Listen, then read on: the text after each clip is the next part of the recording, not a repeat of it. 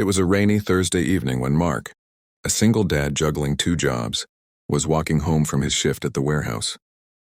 The streets of his small town were slick and glistening under the streetlights, and the air smelled faintly of wet asphalt and distant smoke from chimney fires.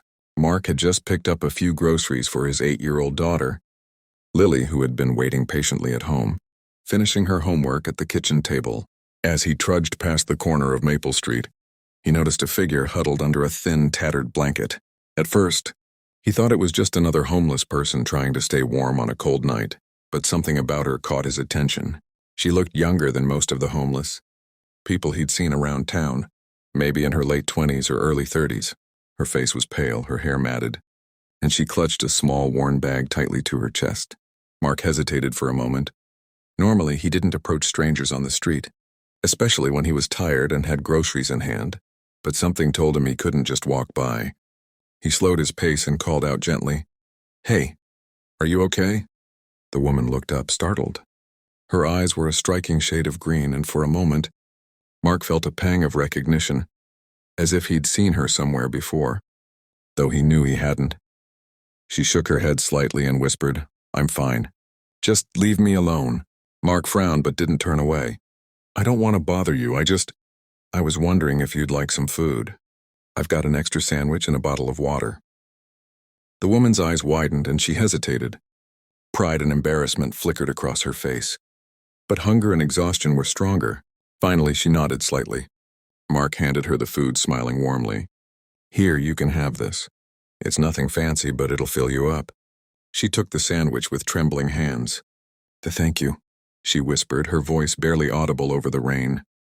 "You're welcome. Are you staying around here long?" Mark asked cautiously. She shook her head. "I don't have anywhere to go." Her words were soft, almost resigned. Mark nodded, feeling a mix of sympathy and concern.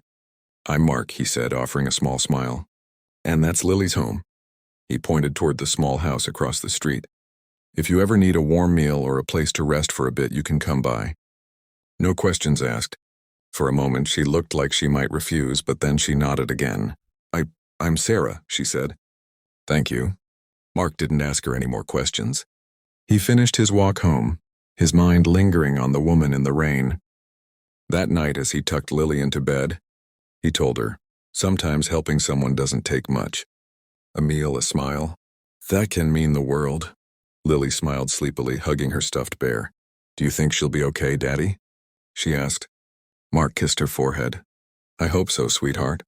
I really hope so."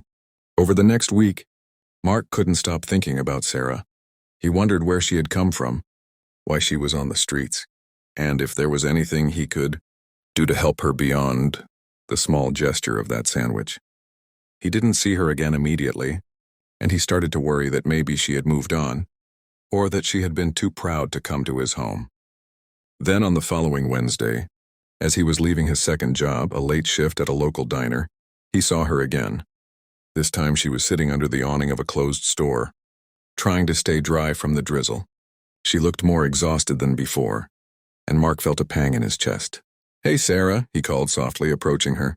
She looked up, startled, but there was a flicker of relief in her eyes. "Hi," she said quietly. "Do you want to come in for a warm drink?" "I can't offer much, but it's dry inside," Mark offered. Sarah hesitated, glancing around as if the world outside had eyes on her. Finally, she nodded. "Okay." Mark led her back to his small home, where Lily was waiting in the kitchen. At first, Lily was shy, but when she saw Sarah smiling faintly, she bounded over. "Hi, do you want some cocoa?" she asked eagerly. Sarah's eyes softened, and for the first time she smiled genuinely. Over the next hour, Mark and Sarah talked quietly. She told him snippets of her story, not the full picture, but enough to understand she had fallen on hard times after a series of personal misfortunes. She had lost her job, her apartment, and eventually had no one to turn to. Her voice trembled as she spoke, and Mark listened without judgment, simply offering warmth, food, and kindness. "I've never had anyone just help me without asking for something in return," Sarah admitted, her voice barely above a whisper. Mark shook his head. "You deserve kindness. Everyone does." Weeks passed, and Sarah began visiting Mark's home more regularly. Lily adored her, and the three of them formed an unlikely little family. Sarah helped with chores, played games with Lily, and slowly began to regain some of her lost confidence. Mark, for his part, found himself feeling something he hadn't felt in years, a sense of hope and connection. Then, one crisp morning, as Mark was sorting through the mail, there was an unexpected letter addressed to him. It was from a law firm he didn't recognize. Curious, he opened it.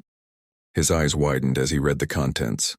Sarah had come into a significant inheritance from a distant relative, and she wanted to ensure that the people who had helped her in her time of need were recognized.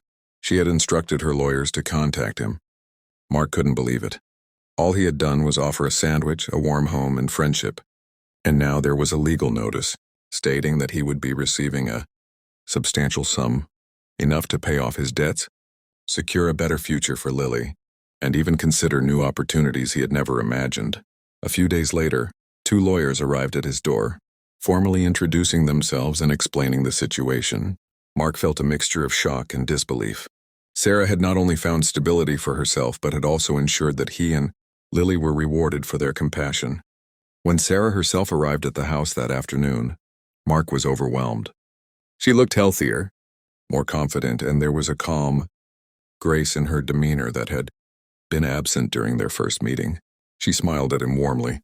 "I wanted to make sure you and Lily were okay," she said simply.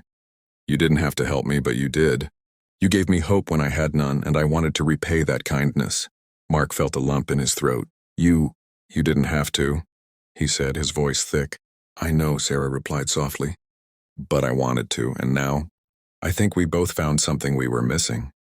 The 3 of them spent the afternoon together, laughing, sharing stories, and enjoying a rare sense of peace. For Mark, it was a reminder that even the smallest acts of kindness could have life-changing consequences. For Sarah, it was a chance to rebuild trust and find genuine friendship. And for Lily, it was the joy of seeing her father happy and her home filled with warmth and laughter. Word of the story spread quietly through the town, though Mark never sought attention. He wanted no recognition, no accolades. The real reward was in the connection they had formed, the bond of humanity that had carried them through dark times. Months later, Sarah had moved into a small apartment of her own, stable and independent, but she visited Mark and Lily regularly, and the bond between them remained strong.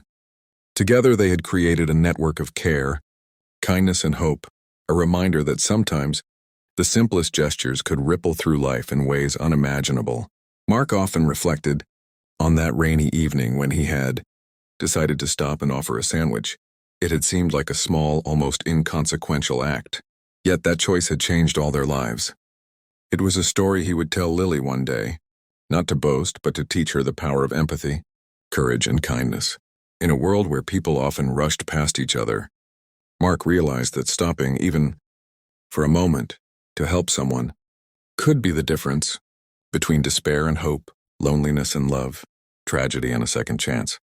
And as he watched Sarah and Lily playing in the yard one sunny afternoon, he understood that true wealth was never measured in money, but in the hearts touched, the lives changed, and the bonds formed along the way.